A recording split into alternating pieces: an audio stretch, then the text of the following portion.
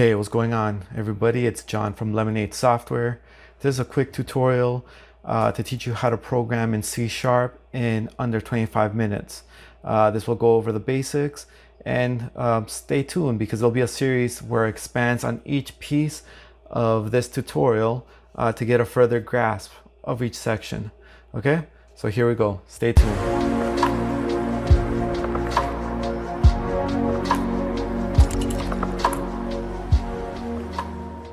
The first thing we need to do is download where we're going to be working on. This is called an IDE.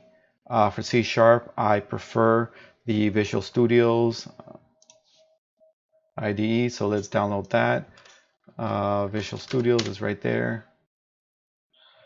Click here, Visual Studios. I'll put the link down below.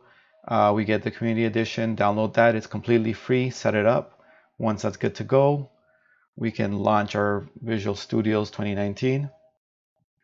Let's create a new project. Let's look for console app. And we want the .NET frame. It's right there. Next, call it tutorial 1. And create. It's doing its thing. It's creating. Great. So right now, if we run this, you'll just get a black screen that'll go on and turn off. And I'm just going to run it to show you that it compiles.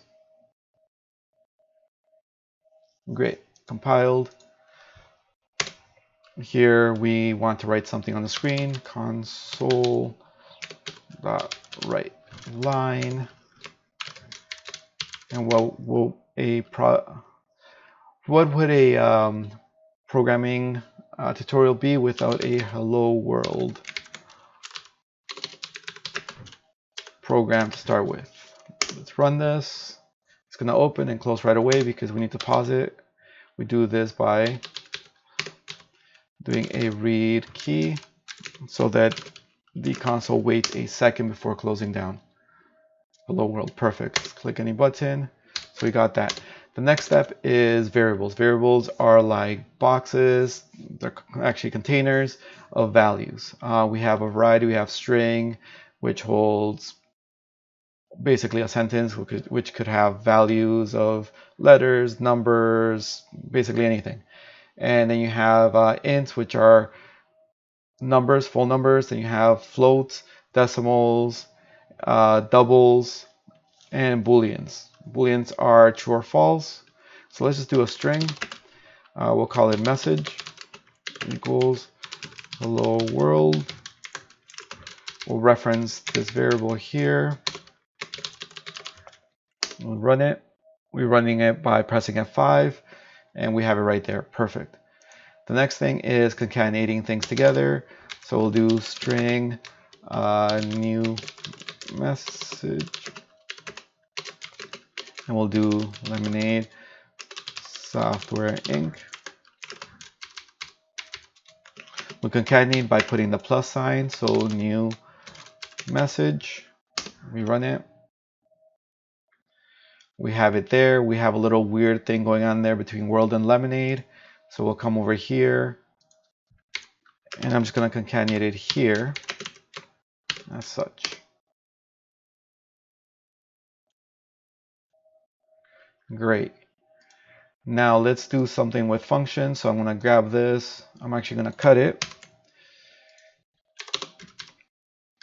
I'm going to come here. We're going to clear another static void because we're not going to return anything. Display messages. We're not bringing anything over. There's no arguments being sent over. And we're just going to throw it in there. The next thing, we need to call our method, which is called display message, and we execute. And it keeps working great. Let's send over some arguments. So let's grab this here, these variables, we'll put them here, and we're going to send message, new message. Here we need to accept these messages, so we'll just rename them the same thing, just name them the same thing. String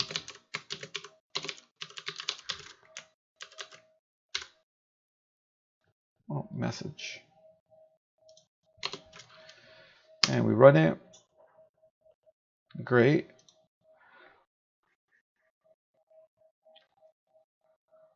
We can also make it return something. So we can say static string return a message. And let's just send them the same arguments.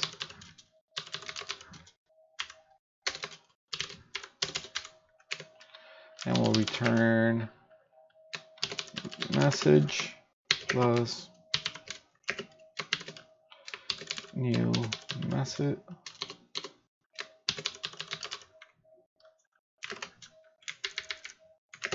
Oh, never got here to declare the type, which is string. Great.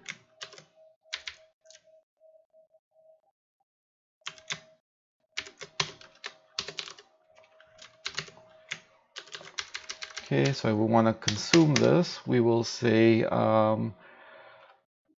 return a message. We're going to send it message dot new message.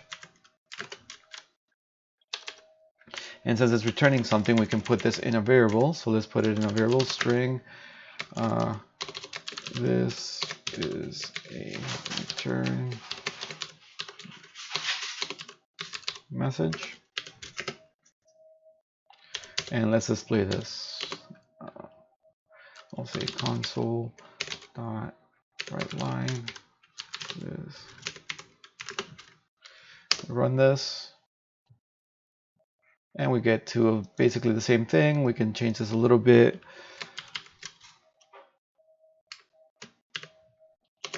Concatenating it here. Say this is from a method.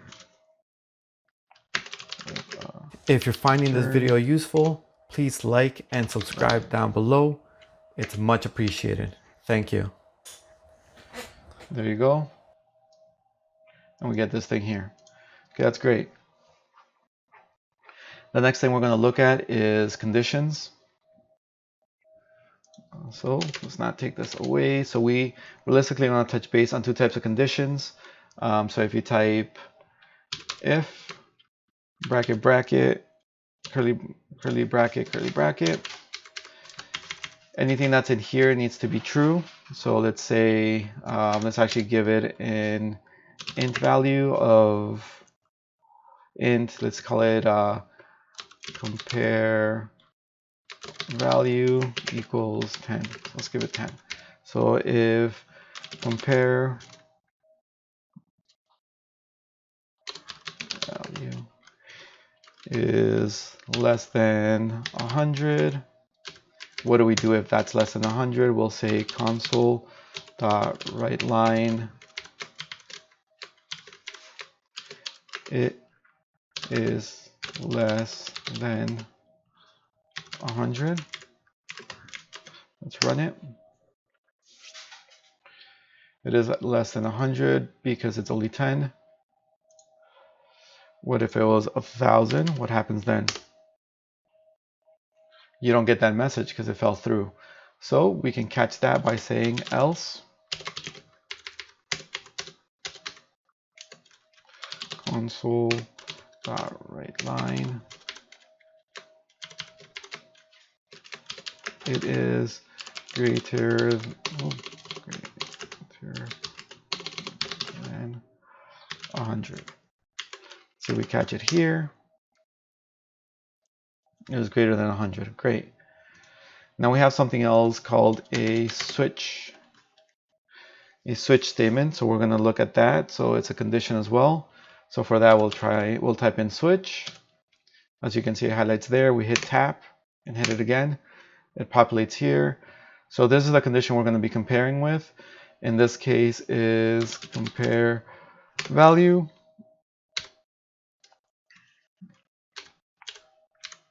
and we call it case, and we'll say if it's 100, we want to say console dot write line it's 100. Then we got to give it the break so it doesn't fall through. And then we'll do another one, which if it's 1,000. Console dot write line.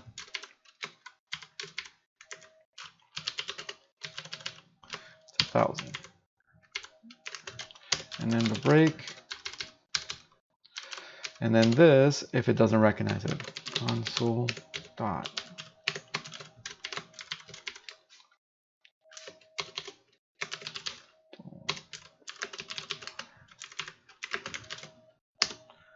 So we run it, it's 1,000. See down here? If we come up here and we change this to, let's say a 4, there you go, a 4. We run it, we get the don't know because it ended up falling into here. And let's see the 100, and it's 100. So that's how a switch statement works. Great. Then we have something called collections. So these are normally arrays or lists or I collections. In this case, we're just going to look at arrays first. So let's say a string array is written string, square bracket, array of names equals new string. Okay, at this point we're creating an array, but you got to tell it the size of the array. So let's just say 5. Okay, so there we created an array, and here we would say array of names, and we'll go starts from 0 equals John. Let's just copy this. Steve. And all the way down. Let's just make it small. There, so we have these two. You can also instantiate it this way. And you can say string array of names 2 equals new string array, and you do the curly brackets. Here you can say John, Steve, Joe,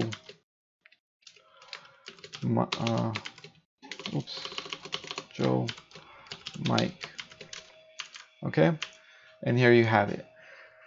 So now if we want to display something from here, we would say console.writeLine. We'd say array of name, array.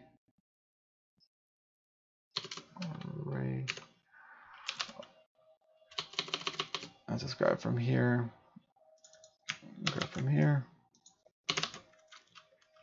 And we can say this is 0, 1, 2, 3. Let's say display 3. Pause it. Semicolon. We run it, and we get Mike. Great. If we want to display all our items in an array, we would say, or actually before we do that, let's do a list. So a list works like this. So we'd say list of strings. We say list of string equals new list. And we say list of strings dot add John, and of strings dot add Steve, so on and so forth. Okay, we're just going to do the arrays to use them in something called loops. So in the loops we have the for each loop. So let's type in for each, and we hit the tab twice, and we get this. So the first part is what type of variable is there in the collection. So in this case, they're strings, and we give it a name, call it name. In what's the collection? In this case, it's array of names 2. Okay, and here we'll say console dot write line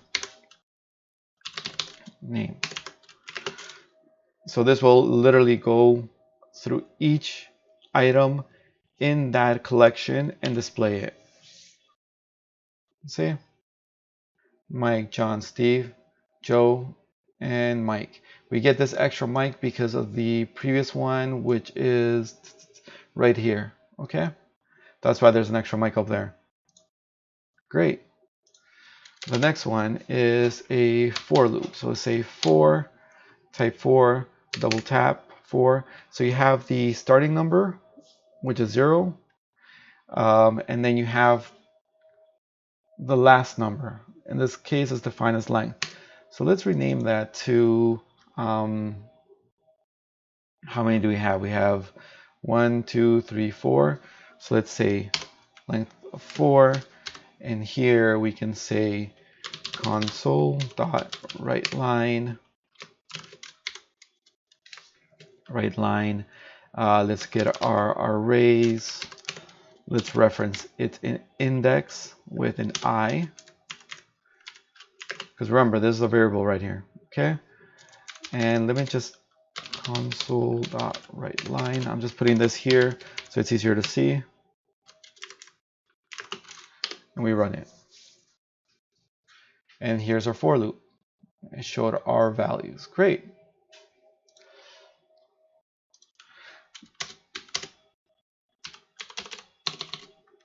The next one we're gonna do is a while loop. So we write while tap tap. So while the condition's true. So in this case, we actually got to define a variable up here. So we'll say int while loop var equals 0.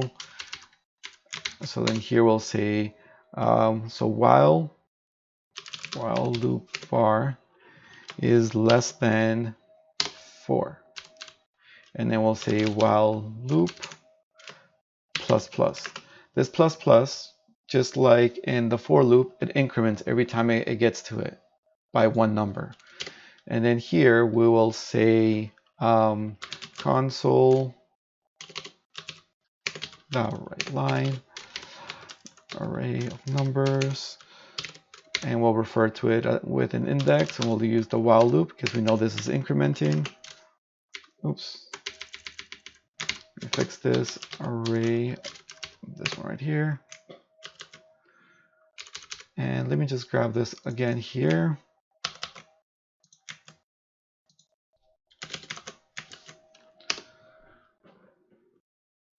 And we run it, and we're down here. It worked. That's a while loop.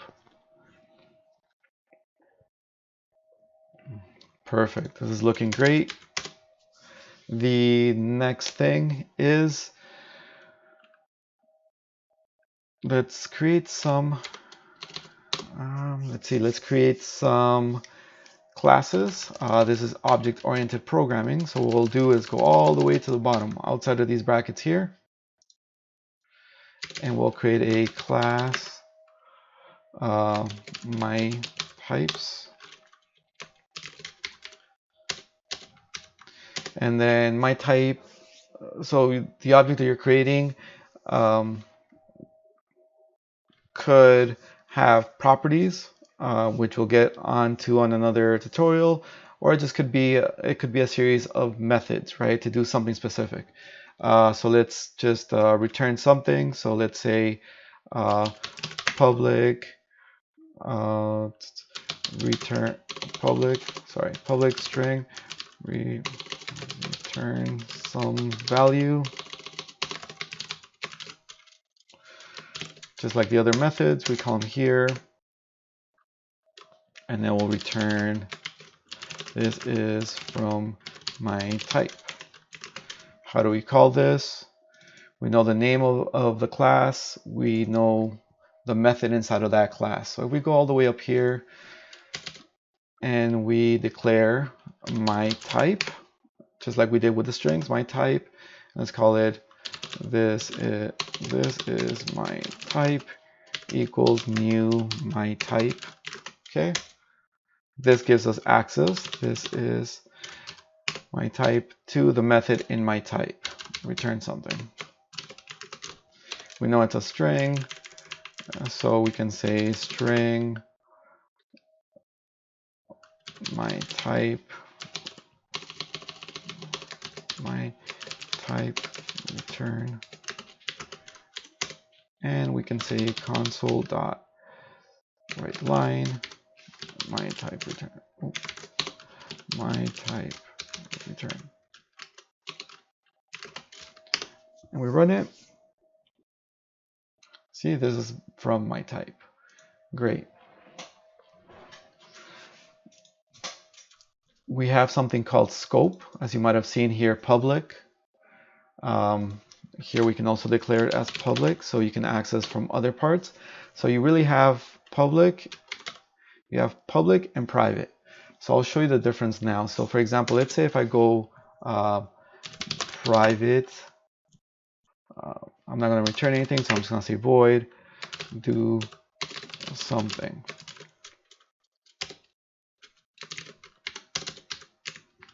Console.writeLine, it's doing something. Great. From here, I can call this and I can say do something, because we're in the scope of my type, so that's why I can still get to it. So if we run it, it says it's doing something. Great. But if I was to go all the way up here and I have already declared the class my type, so I can continue using it. Let's see if I can get to that method. If I say this is my type dot do something, sure, do something, it's not doing anything. See, it's giving me a little curly bracket, a little curly wiggly lines, right? See, it's not there. So, but if we come down here and declare this public,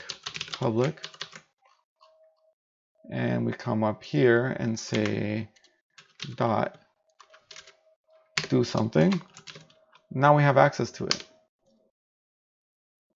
See, it's doing something, this is for my type. So that's how that works. This also plays a role in when you're declaring variables. So for example, I can declare a variable public string ren variable,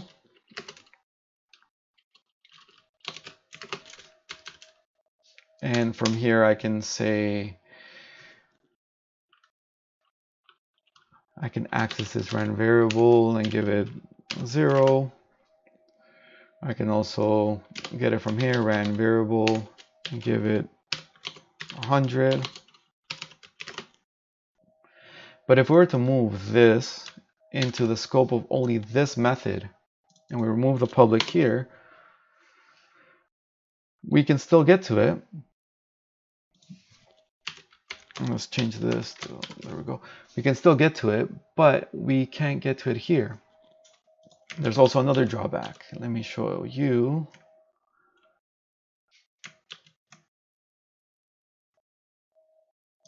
I'll just make these strings.